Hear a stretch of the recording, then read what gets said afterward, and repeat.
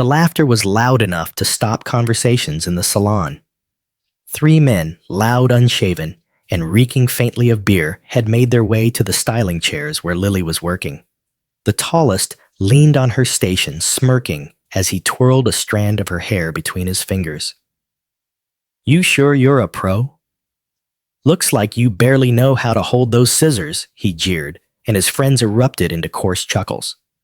One of them brushed deliberately against her hip, making a crude comment about how tight she looked in her black stylist's dress. The other grabbed a comb from her station, pretending to help by running it through the air in mocking strokes. Clients turned to look, some awkwardly pretending not to notice, but the humiliation burned deep in her chest. Lily kept her hands steady, her voice even, but her mind was already turning over what would come next.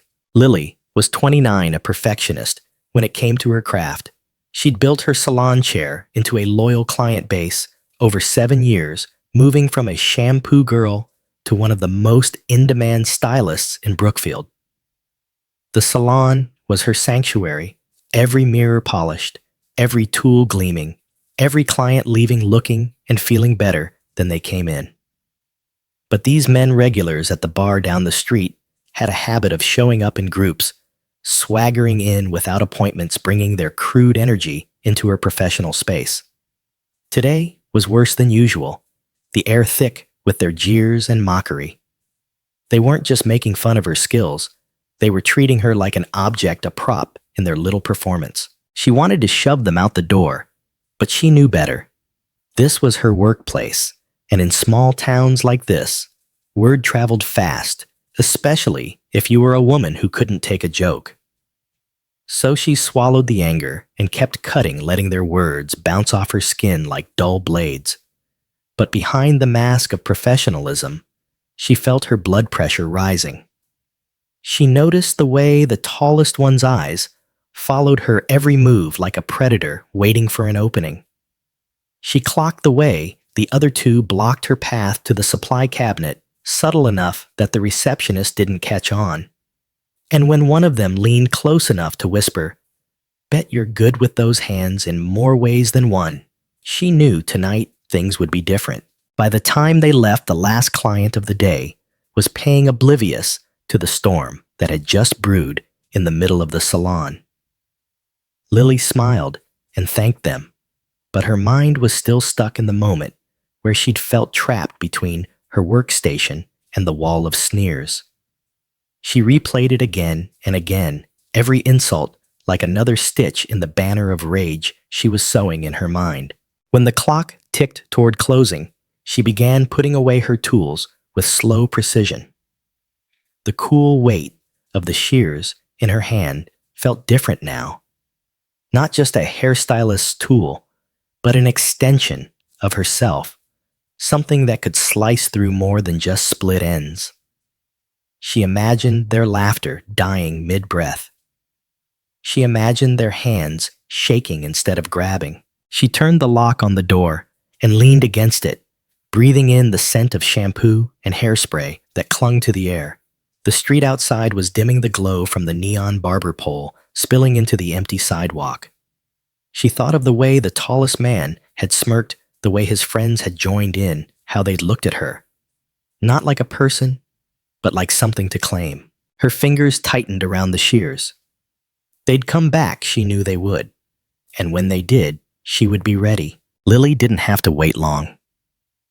The next evening, just as the last of her real clients left, and the closed sign hung in the window, she heard the heavy clunk of boots on the wooden floor.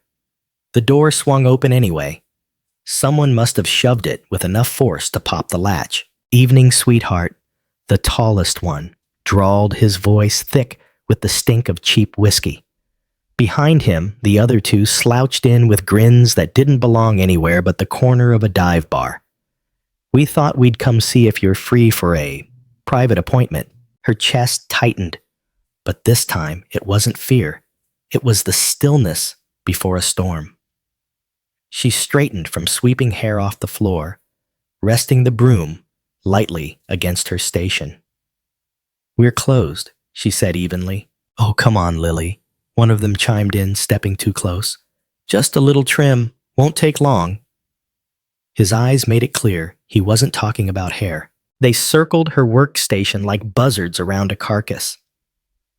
The tallest, whom she mentally called Smirk, dragged his fingers across the counter, lifting her shears and flipping them open and shut like a toy.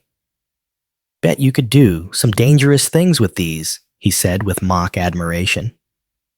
Or maybe you just like playing dress-up with sharp things. Her fingers itched to snatch the shears back, but she didn't. Not yet. Instead, she took a half step back, letting them think they were controlling the space. The shorter one blocked the door. The stocky one leaned on her chair, spinning it lazily while staring her up and down. "Why don't you let us help you clean up?" Stocky said, with a crooked grin. He reached for the hem of her black dress, fingers grazing the fabric. The room contracted around her. In that instant, every sound dampened every light a little sharper. That was the moment the invisible line snapped. She didn't flinch, didn't step back. Instead, her voice dropped into something low and unshakable. "You should leave," Smirk chuckled, like it was the funniest thing he'd heard all day. "Or what? You gonna cut my bangs crooked?" His friends laughed with him loud and crude, and the sound made her jaw lock. Lily took one slow step toward her workstation, reclaiming the shears from his hand with a calmness that made him pause. She turned them over in her fingers, the metal catching the overhead light. "I've cut through bone," before she said casually, her eyes never leaving his. "Ever nicked a finger? Hurts like hell, doesn't it?" The laughter faltered. Smirk's grin flattened into something tighter. The other two exchanged quick glances but stayed put. The air had shifted, though they could feel it even if they didn't understand it. Inside, Lily's pulse was steady now. The fear replaced with something razor sharp. They thought they were just killing time, getting a cheap thrill out of making her squirm. They didn't see the way she'd shifted her stance, how she'd placed herself between them and the main door, how every tool on her station was within a hand's reach. Stocky tried to break the tension with another smirk. "Don't be like that, sweetheart. We're just having fun." She smiled then, a small, cold curve of the lips that didn't touch her eyes. "So am I."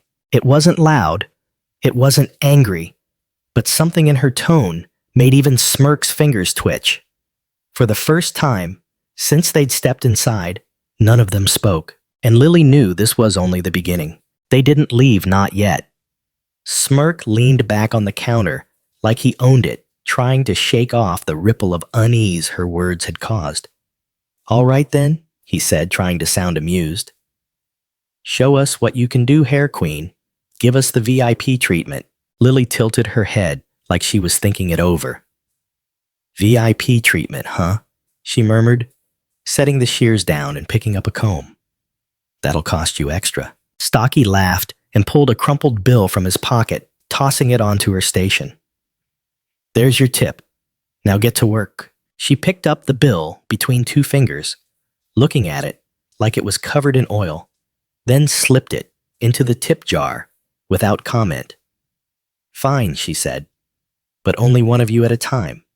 She gestured to the salon chair with a faint smile. Smirk dropped into it with a cocky sprawl, clearly expecting this to be his moment to dominate the scene again.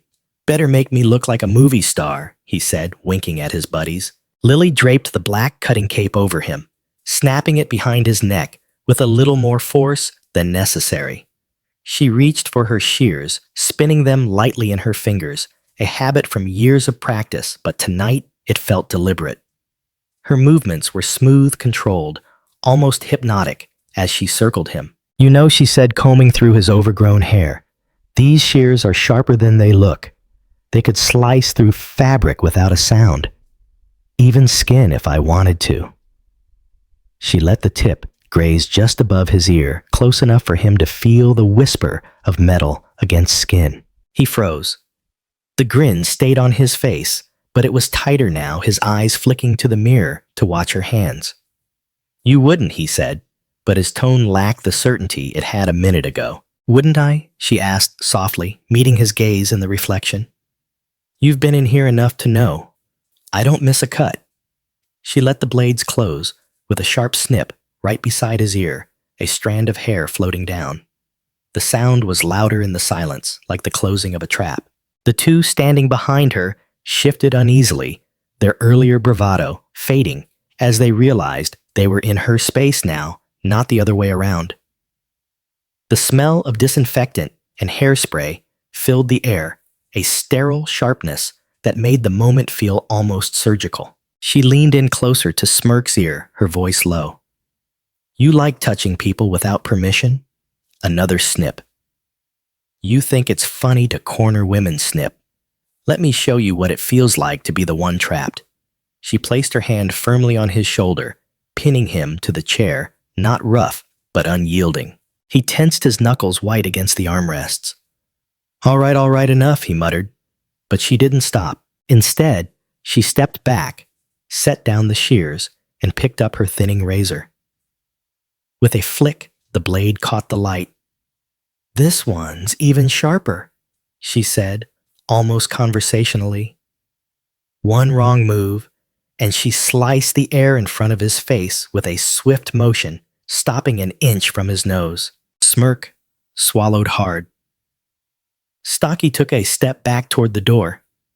The other one rubbed the back of his neck, starting between them. You came here for fun, Lily said, her voice calm but edged like steel. But now, you're going to learn what it feels like when the fun stops. And just like that, she smiled again, sweet professional and terrifyingly in control. Smirk's legs stiffened under the cape. For the first time since he walked in, his gaze avoided hers in the mirror. Look, we were just having fun. Lily finished for him, her voice like a blade sliding from its sheath.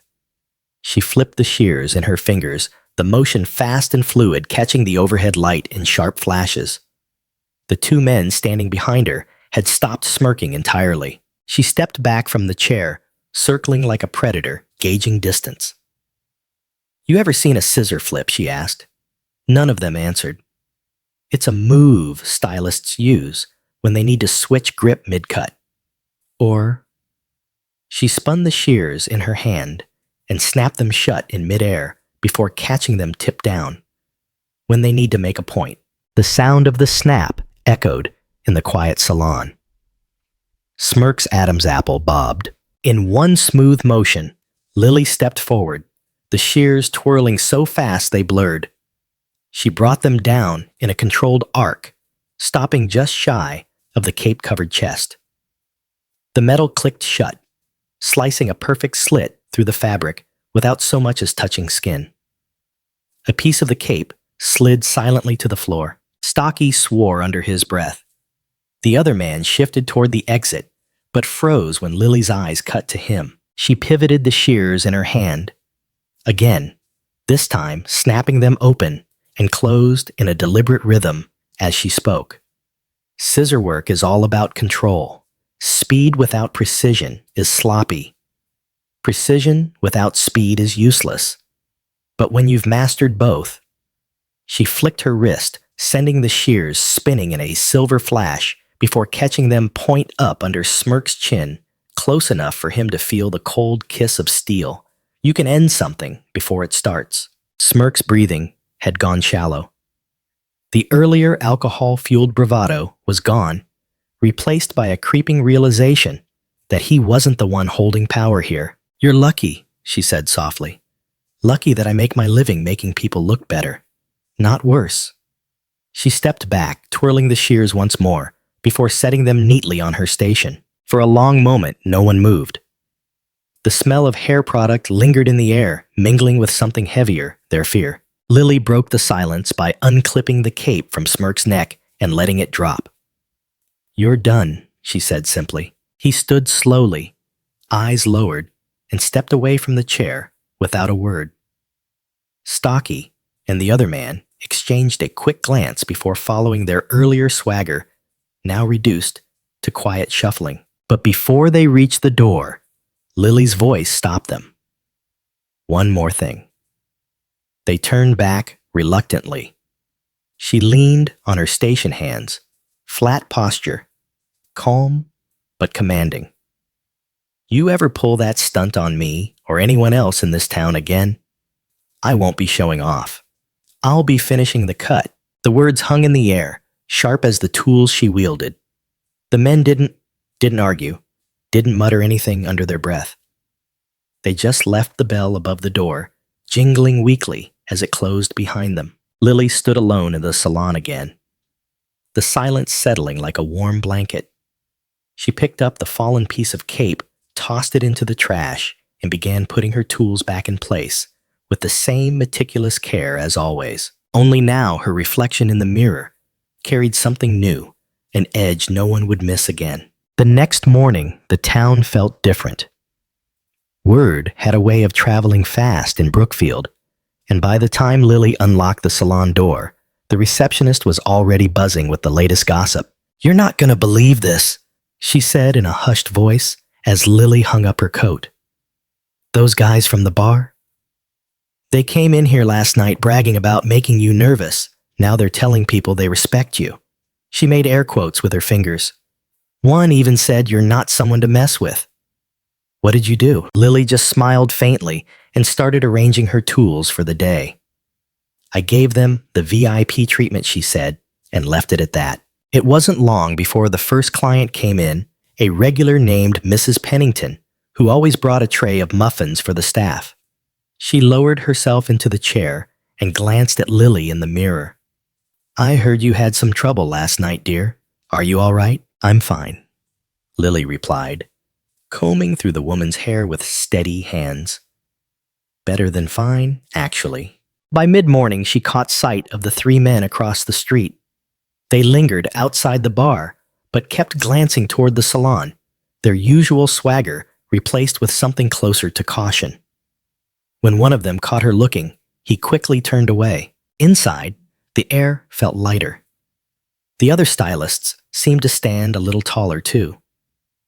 One of them, a young apprentice named Carla, pulled Lily aside between clients. "I've had trouble with them before," she admitted quietly. "They came in here once when I was closing, made me feel trapped. I didn't know how to get them out. But now," she hesitated, her eyes bright with relief. "Now, I think they'll think twice before trying that again." Lily placed a reassuring hand on Carla's shoulder. "That's the point," she said. "It's not about fighting.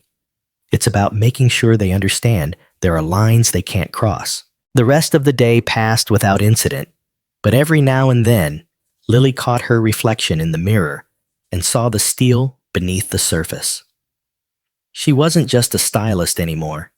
She was a line in the sand, a reminder that some people needed a wake-up call before they'd learn respect.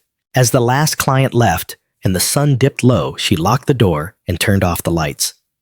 The salon was quiet again, the tools neatly in their places, the scent of shampoo and hairspray lingering in the air. She stood in the stillness for a moment, her fingers resting lightly on the shears. She thought of Smirk's face when the cape had split under her scissor flip. The shock, the silence, the dawning understanding that the person he'd mocked was capable of more than he'd ever imagined. That memory wasn't about intimidation. It was about reclaiming her place in her own space. As she stepped outside into the cool evening, she felt something settle in her chest. Strength wasn't about being loud, and revenge didn't have to leave scars. Sometimes the sharpest lesson was the one that left no mark at all, except on a person's pride. She walked past the bar without slowing, her heels clicking against the pavement. No one called out to her. No one blocked her path. Just the quiet acknowledgement in their eyes that they'd been cut down, not by violence, but by precision. And Lily knew she'd carry that precision everywhere from now on. Power doesn't always come from brute force. Sometimes it's in the calm, unshakable control of someone who knows their worth. Lily's experience was a reminder that boundaries aren't suggestions, they're rules. When others cross them, You have the right to stand your ground and make sure they understand why those lines exist. In life, as in a salon, the sharpest tools are often the quietest, and the most effective cuts are the ones that teach respect without ever drawing blood.